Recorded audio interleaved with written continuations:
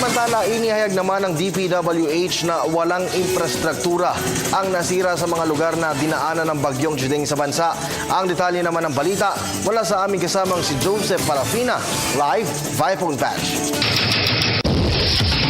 Kirby, maraming salamat.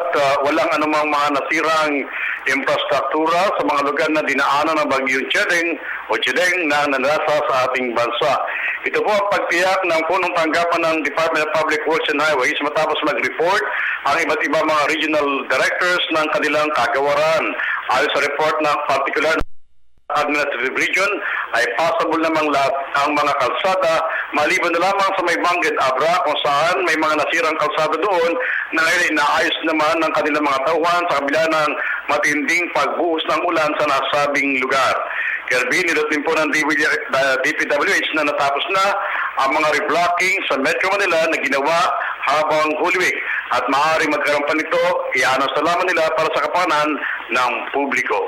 Pinakahuling report sa pangalan ni Mike Marasigan and Marlon Gordiario, this is Joseph Parafina, Telebisyon ng Bayan.